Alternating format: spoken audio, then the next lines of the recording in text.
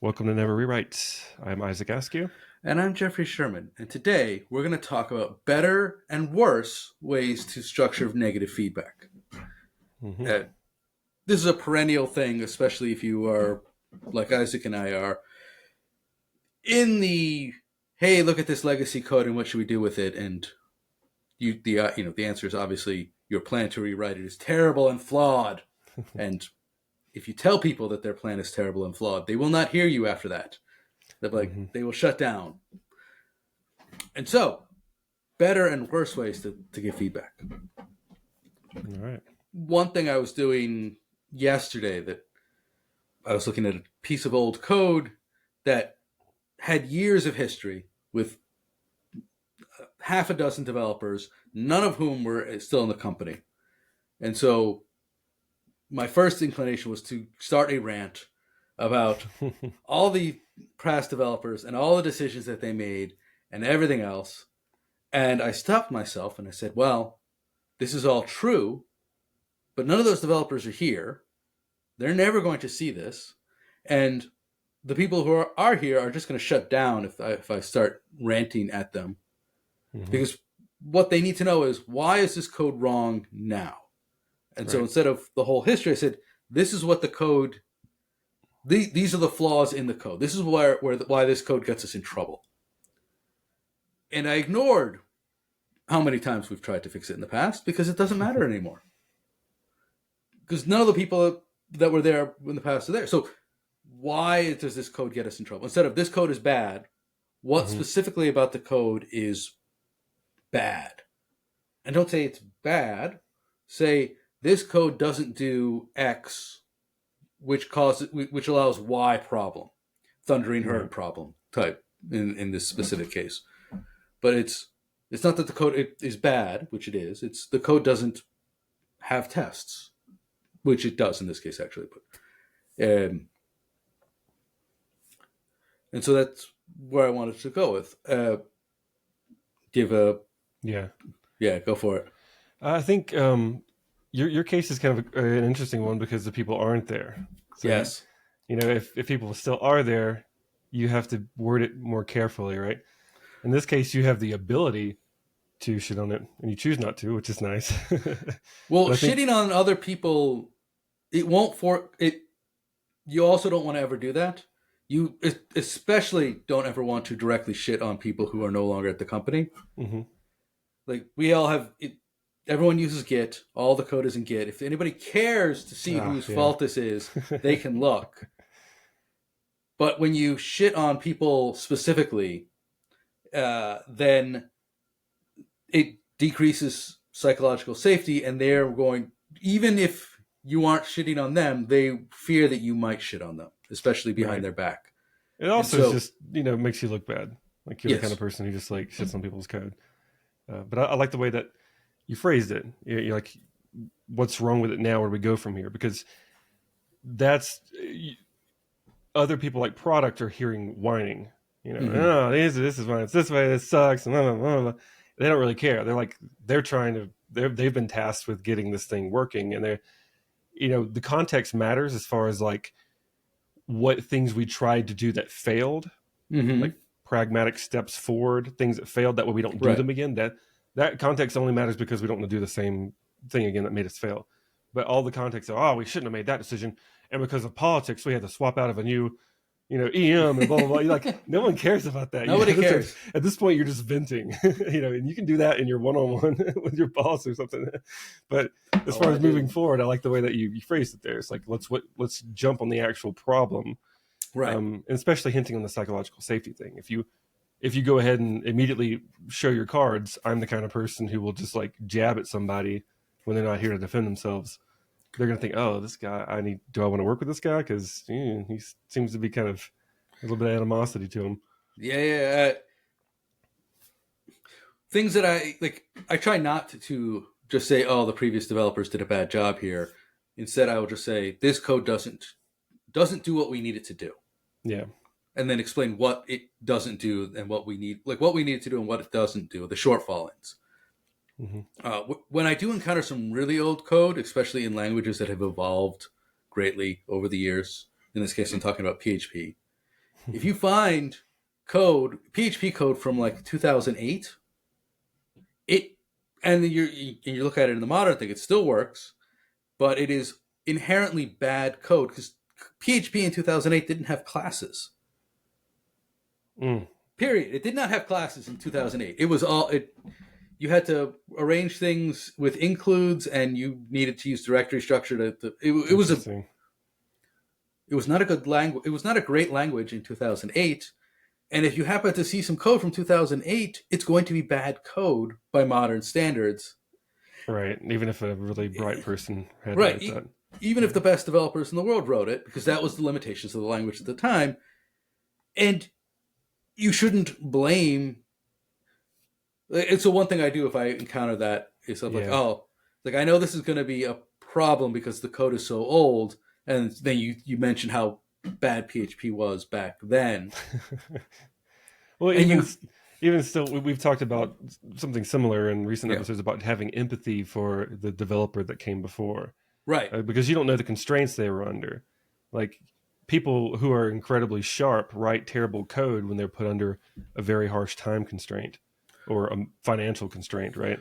Well, as a counterexample, I know I've worked with some COBOL developers who are working on virtualized mainframes from the 60s, and that code can be totally crazy, but they are good developers because they're like, look, this is the constraints that we're under. Right. And the constraints we're under is 1960s technology. And yes, I'm like, well, of course. Yes, of course you have to do all this stuff with repurposing interrupts and all of these things because that's where you are. You have to meet, you have literal hardware limitations. Right. And if you said, oh, well, COBOL sucks. It's like, well, not exactly. This kind of reminds me, it's a soft tangent here. There's a book I'm reading called Think Like a Programmer. I forget the author, but I think the book's famous enough that you could Google it and find it. But they talk about problem solving. Yeah. And the idea of the Star Trek reference, the Kobayashi Maru, which is Captain Kirk basically, he's given this unwinnable scenario. And instead of trying to decide on what to do in this unwinnable scenario, he just hacks the program so that he can win. And that's called avoiding the problem in this case. So the idea of, oh, that language sucks, we should do something else. That's avoiding your problem. That's your Kobayashi Maru. Instead of actually trying to fix it, let's find a clever way to avoid it. But he talks about how problem solving kind of revolves around constraints. That's the whole point of it. If you look at code and think, oh, I can write something better than that, you're probably not thinking of the constraints. You're thinking of a boundless way of, oh, if I was in charge to do everything here, yes, I would. And then once you introduce the constraints of financial constraints or what the customer actually wants versus what you wanted to design just because you wanted to show off, all these other things, then suddenly the problem becomes a lot hairier than you expected. And when you look in the past and you see somebody's Git commits from 10 years ago too, you have zero clue on, I mean, you have to put so much context together, what was going on at that time, what technologies were available at the time that you maybe just assumed were available today that weren't available then. So you do have to have an enormous amount of empathy of the previous developer. And so feedback especially becomes super, you have to keep that context in mind when you give feedback. So if that developer is still there too, you wouldn't look at the code and be like, wow, ooh, what an embarrassing thing to run across, John. I'm thinking back, there was a case where I had to make I don't remember the exact, AWS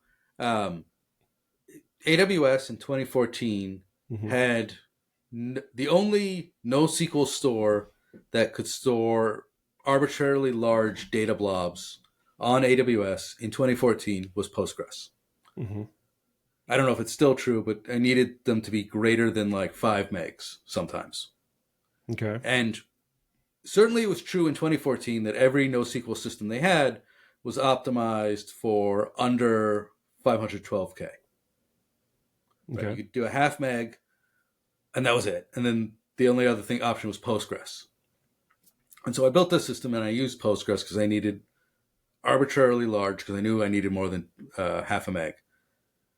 And years later, somebody was like, "Oh, we should revise this," and I don't know what idiot was using Postgres, but we should be using these other things. Yeah. And I was still there, and so I saw the proposal, and I said, "Oh, great! I'm the idiot who used Postgres, and here was the constraint, Mm-hmm. right? I'm so glad to hear that Amazon has fixed this." And they looked at me. I'm like, "Amazon has fixed this, right?" And they're like, "Well, I never checked." I'm like, "Okay, go check. Make sure that they've lifted this limit." Yeah. Because I think it was like Mongo or Couch or something, and it doesn't have an inherent limit, but on AWS it did. Right. Yeah. Yeah. And then they came back and was like, actually, yeah, you can't use that still on AWS.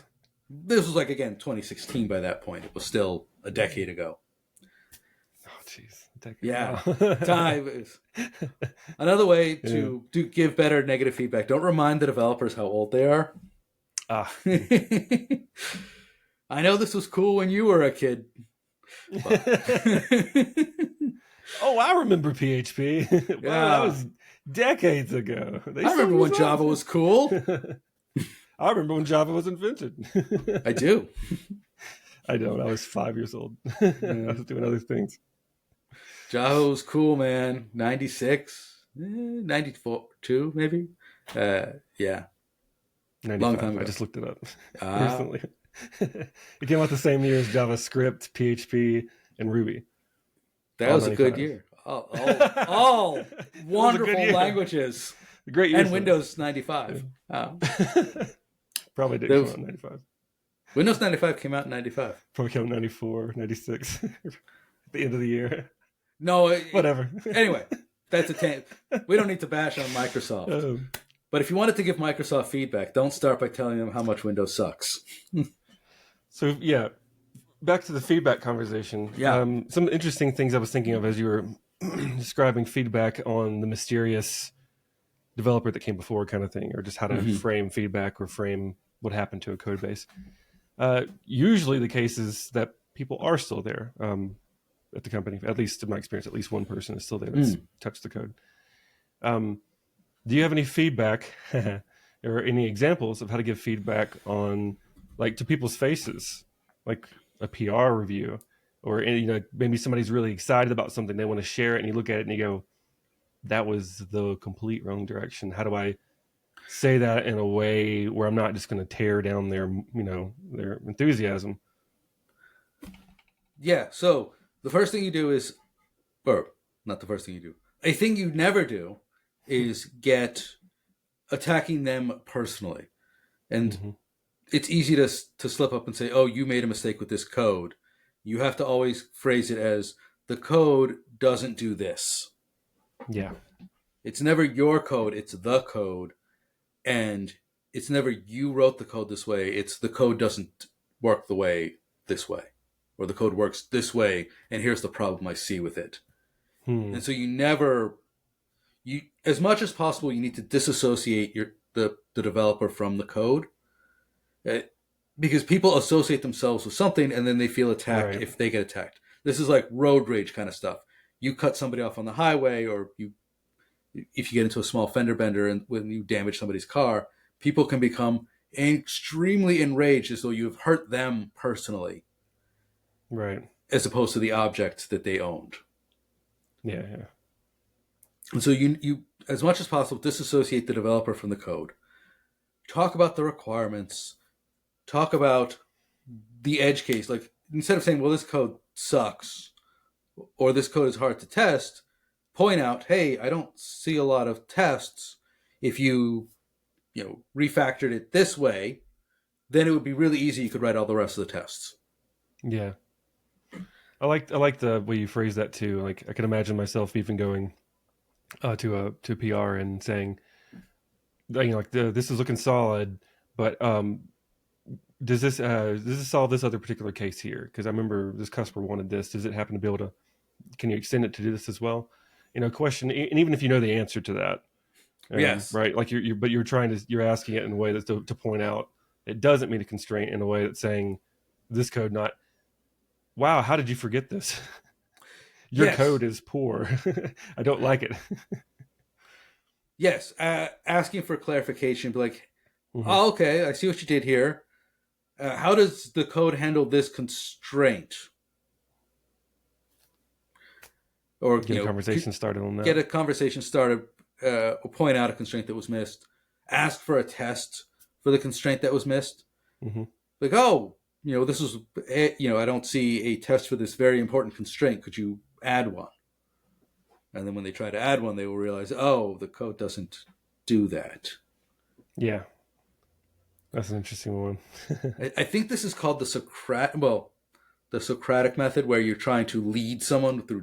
The Socratic method is where you're trying to lead someone through dialogue, and this is similar, where you're trying to lead a instead of pointing out the problem directly, you are trying to almost help them. It's almost like it's similar to rubber ducking in a way, or today it would be more like vibe coding. You can go talk to ChatGPT and help it kind of tease the idea out. And what about this case? What about that case?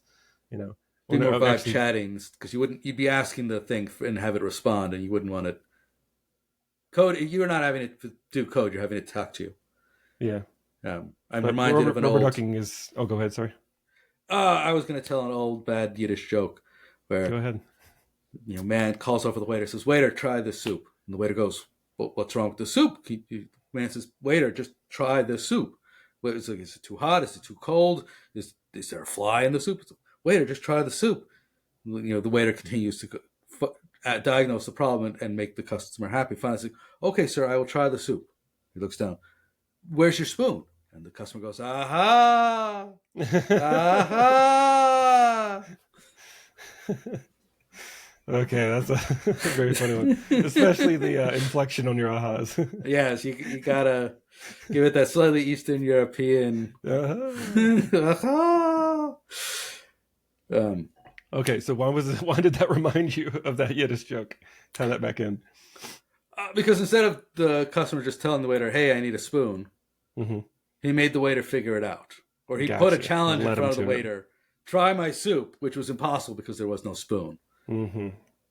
Instead of telling the waiter, "Hey, you forgot a spoon." I got you. Okay. Yeah, it's not always efficient.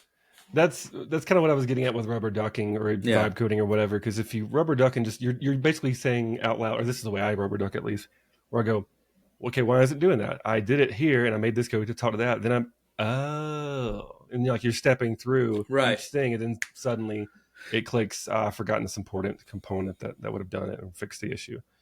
So that's kind of like Socratic leading of yourself almost.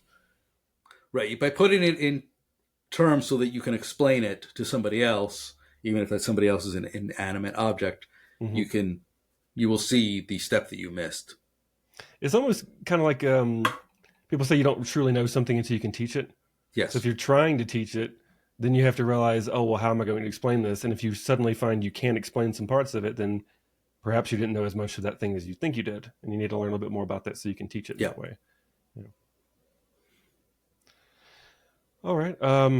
Any other kind of feedback related things? Let's see. We talked about feedback on, well, not necessarily, I guess, feedback on code that doesn't have a developer, feedback on code that has a recent developer, and how to leave feedback on their MRs. Any other kind of feedback related things?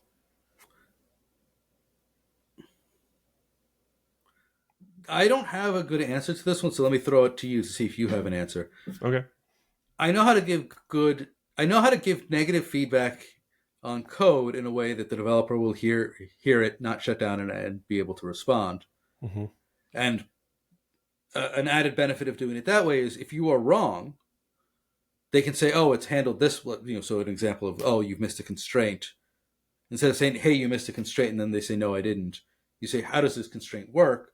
Mm. And then they can, if you've screwed up and they did actually cover it, they say, "Oh, it's like this," and you say, "Ah, cool." Mm-hmm. You haven't told them that they were wrong and they did. But if it's visual, so UX type issues, I don't know how to give. And I think part of the problem there is because you give UX feedback in person, in a discussion, and not like through GitHub or something. It can always be more personal. But how do you give negative feedback on UIs and UXs without making it personal, or so that it can be heard better? Got it. So this is not a developer creating it. It's the person designing a good UX experience, like more like a Figma flow, giving feedback on a Figma flow. Yes. Got it. Okay. Um, I'm trying to think of the way I would probably do the flow because I've done. I think we talked about this before too, where I had this magic link flow, and we didn't. There was like a flow where we didn't want to solve a problem. We didn't want to make it easier to log in for a crazy case because of churn. Hmm. But I think before, I guess I'm answering this question in a way not to do it, essentially, because I think before I have kind of come across like, why in the world would you want this flow to behave this, or why would you not have the solution handy? Like, why would you only Mm-hmm. have the the login flow available, or like the only way for you to claim an account was like to reset your password because it just made it an account for you, but basically gave you your portal without you setting a password, just so like to reduce friction. And so Hmm. the only way you could actually get back into your account was to reset your password to set it for the first time, which I thought was ridiculous. It's like a crazy flow. So they're like, oh, we're going to make a magic link flow to solve this problem. And I'm like, who in their right mind designed the original UX flow? And that's a really terrible way to phrase it, because like I was so shocked by, to me, what was a very bad experience, Yeah. that I couldn't think of a way in which that would be an acceptable solution until someone told me the constraints later and why they had to do it that way. And then I'm like, okay, I shouldn't have come Yes. across so hot, you know? So I think, and the same thing is maybe just asking um, if it meets constraints. So if someone's walking you through a particular brand new product flow, Mm-hmm. first thing I want to do is understand, okay, why did we even build this? What problem does this solve for the customer? So they need to start with the context. Customer is complaining, they need this. So I put myself in the shoes of, I'm an annoyed customer. I'm trying to pay for this new service. And if this thing works, it will help me run my business more smoothly because of these reasons. And then with that hat, when I'm wearing that hat, I go through the Yeah. UX flow, step through each step. And then if I see something missing, I would probably do something similar in the same way, where you don't attack the design, you point out the same missing constraint. Like, okay, well, if John is trying to upload his contacts, but what if he's got like a 1 gigabyte file of contact information? Not because of Good how for many John. contacts are in there, but because of how much columns are on each contact, for how much information he's got on each contact or whatever, and then can it handle that flow? Or, obviously it'll take a long time. So are they just sitting there waiting? I don't see a kind of like a waiting screen flow. Mm. So what do they see if it takes a long time? Would be a better way to do it. Not, are they just sitting there waiting, which was what I just said. But that's my developer mindset. Right. But Yeah. instead of going like, what happens if it takes a long time? What do they see? Mm-hmm. Can it handle this in the back end? Like all these things of like, if I'm stepping through the flow, especially because Figma designs show the flows between screens, but not necessarily error states. Like what happens if Mm-hmm. something goofs? Like Yeah. It's an the error happy message or path. something. Yeah. So that's kind of how I would give feedback on that flow. And if something was missed entirely, I would probably just try to phrase it in the same way. Like, okay, well, I'm John. I'm trying to do this thing for the business, and I've landed here. So, and where's the part where it helps me figure this thing out? And they go, oh, well, we're gonna do that next. We decided to do this thing first because it's a smaller piece. We can get it out Yeah. faster. Okay, cool. That way you can tease out why it's missing without attacking, because they might have a good explanation for it. So I think kind of a similar flow, understanding the Yeah. constraints and then asking in a non-personal way, can it handle the constraint? And if not, why is it missing? Yeah. It sounded very similar. Of point to constraints, talk, not talk with empathy, but have empathy for the user, or the Mm-hmm. have empathy. I guess just really it's talk about constraints. Have empathy. Don't make it personal. Yeah, have empathy for the customer and for the person who you're giving the review for. Yes. Um, and all maybe not always, but I'm wondering if commonly approaching it from the perspective that they're probably right, right? Like they've done it in a reasonable way, and they've left off things for a reason, rather than immediately thinking they're stupid for not including it, right? Yes. I don't know that I would assume that they are right, but I would phrase it in a way that leaves open the option that they are right. Yeah, well, assume positive intent. Assume they weren't lazy. Assume that they didn't include some pieces for a legitimate reason, like reducing scope or something like that, rather than jumping into like, why is this missing? Right, and it might not be missing. You might be wrong. Right. Yep. And then also your context may, I mean, by the time you get a review on it, they may have already had a discussion about, well, we're going to reduce scope, and so we're going to cut this and cut that, and maybe you weren't even privy to that conversation. It happened a couple hours ago, and you think you know all about what's about to get delivered, and they're like, oh, we just made a change, and actually we're going to, here's one example. There was one product flow that was testing to see if people wanted the product, and it's like, hey, here's an upsell. Do you want it? And it was like, yes. And as soon as you hit yes, it's like, here you go. Oh, this product's not available yet. We put you on a waiting list. It was a test to see how many people actually clicked it because they were wanting to actually understand, should we build this thing? Yeah. And so it kind of sucks that as soon as you're like, oh, wow, I'm really interested in this new product. So, kidding, it's not actually real. Yeah. But, like, and that might be intentional. Maybe you didn't, again, maybe that's way better than actually building the product right now. Oh, it is. Yeah, right. So why is this whole flow missing? We decided to cut all of that and just see if people would click yes. And if not, we're not even going to go this route, and we're going to save $500,000. Yes. Developer time is expensive. Awesome. I think we should leave it there. Mm-hmm. A quick reminder to everyone, if you like the show, please click like and hit subscribe. If you're on YouTube, and rate us 5 stars. If you're on podcasty things, yes, like Apple Podcasts, subscribe to Spotify. Us in your favorite podcast app, as they say. They being wherever us. You see us. Promote us, share us on LinkedIn, along with like all these different tips and how traumatic events to you have helped you understand B2B sales. Yes, give us negative feedback gently. Use this episode to respond to us. Let's have a viral conversation in any of the comments. Excellent. All right. Thank you all for listening. I'm Jeffrey Sherman. And I'm Isaac Askew, and this is Never Rewrite.